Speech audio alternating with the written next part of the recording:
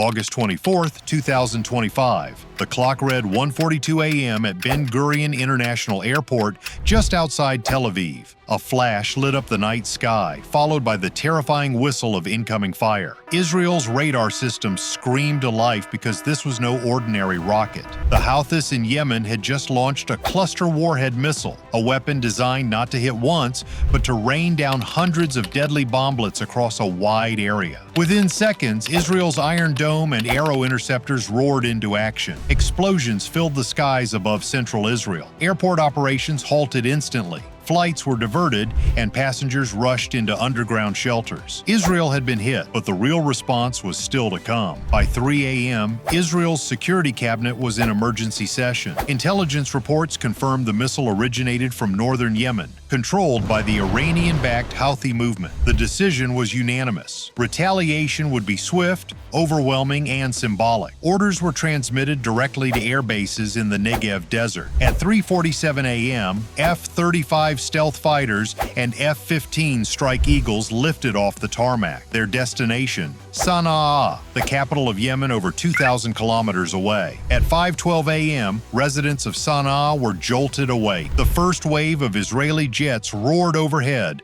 dropping precision-guided munitions on the presidential palace compound, which the Houthis had converted into a command center. Seconds later, the ground erupted in a thunderous explosion, sending a shockwave across the city. Glass shattered across entire districts. Mushroom-shaped fireballs rose into the dawn sky. Witnesses described a scene of chaos. "It felt like the whole city was shaking," said one survivor. "We saw fire in every direction." Israel's operation wasn't random. Intelligence had mapped key Houthi assets. The presidential palace struck at 5:12 a.m.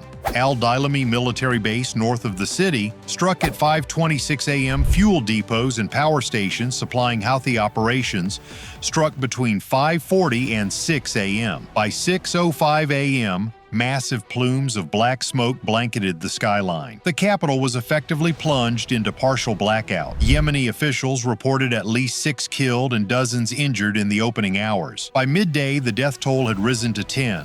With over 50 wounded. Families rushed through rubble searching for loved ones.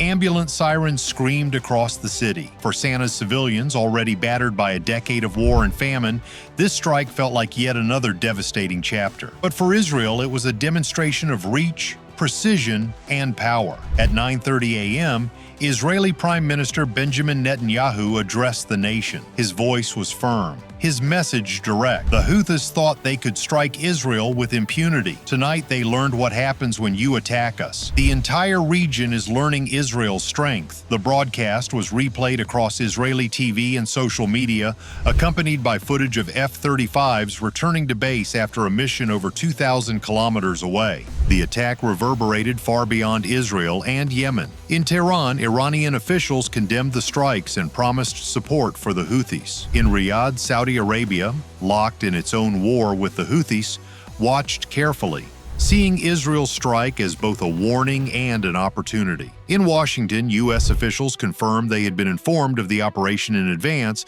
but stopped short of publicly endorsing it. The strikes also sent shivers through the shipping industry. The Houthis had already disrupted global trade by attacking tankers in the Red Sea. Now, with Sanaa in flames, insurers raised premiums overnight and shipping companies rerouted vessels away from the Gulf of Aden. Analysts noted the timing. Israel didn't just target military sites, it struck the presidential palace at the heart of Sanaa, a symbol of Houthi authority. It was a message. We can hit you anywhere, anytime. The Houthis had wanted to show reach by firing a cluster missile at Tel Aviv. Israel replied by proving that its reach extended all the way to Yemen's capital. As the smoke continued to rise over Sanaa, the world asked, what comes next? Would the Houthis retaliate with more missile strikes on Israel? Would Iran escalate by providing them with even deadlier weapons? And how would this growing conflict affect the already fragile balance in the Middle East, where every strike risks igniting a larger war? The answers would come in the days ahead. But one truth was already clear. The battlefield had expanded, and no capital in the region felt safe anymore. By the evening of August 24th, Houthi commanders in Sanaa went on television. Their spokesman declared, "Israel will pay a heavy price for its aggression. Our missiles will strike again." Within hours, their forces paraded new launch systems in the streets, modified Quds 3 ballistic missiles, and Samad drones, designed to demonstrate resilience. Though battered by the airstrikes, the Houthis were already preparing their next move, and their threat wasn't empty. In recent years, Houthi attacks have crippled Saudi oil facilities, struck UAE airports, and disrupted global shipping lanes. A strike on Israel, even with partial interception, marked a dangerous expansion of their playbook. Behind the Houthis looms a larger power, Iran. For years, Tehran has supplied them with weapons, advisors, and technology. Just days before the missile launch, U.S. intelligence intercepted shipments of guidance systems and warhead components from Iran to Yemen's Red Sea coast. The cluster warhead that targeted Tel Aviv carried Iran's fingerprints. In Tehran, officials praised the Houthis for resisting Zionist aggression. Though they denied direct involvement, few doubted the reality. Iran had extended its proxy war with Israel into a new front. Israel's strike on Sanaa was more than retaliation. It was a warning shot to the entire Middle East. Saudi Arabia quietly welcomed the blow against the Houthis, their longtime enemy, though publicly they remained cautious. The United Arab Emirates, home to ports vulnerable to Houthi missiles, increased their own air defenses. Egypt reinforced security along the Suez Canal, fearing spillover into one of the world's busiest trade arteries. The region was on edge. One miscalculation, one missile slipping through, and the war in Gaza could morph into a regional inferno stretching from the Mediterranean to the Gulf of Aden. Perhaps the most immediate consequence was felt on the seas. The Red Sea and Gulf of Aden carry nearly 12% of global trade. Container ships and oil tankers pass daily through waters patrolled by Houthi missiles and drones. After the strikes on Sanaa, at least 5 major shipping firms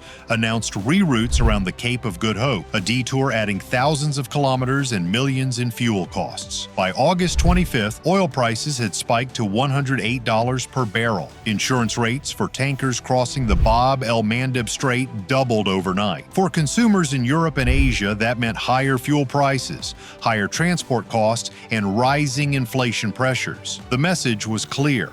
A missile in Tel Aviv or a bomb in Sanaa could ripple through global markets within hours. For Yemenis on the ground, the strikes added new misery. Already trapped in a humanitarian crisis, over 70% of Yemen's population relies on food aid.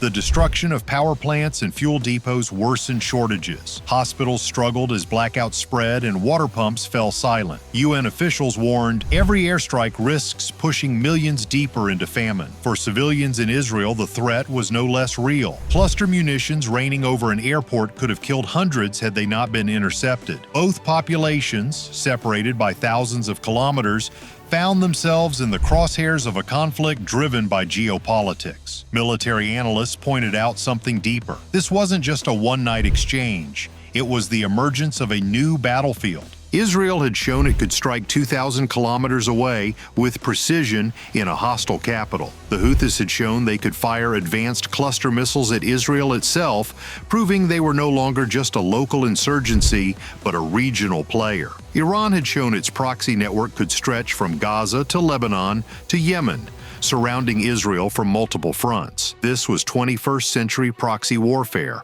fought not only with tanks and planes, but with missiles, drones, and global logistics. In Washington, the U.S. urged restraint but reaffirmed support for Israel's right to defend itself. At the same time, U.S. Navy vessels increased patrols in the Red Sea, ready to intercept further Houthi launches. In Europe, leaders expressed alarm that the Gaza conflict was spilling into Yemen.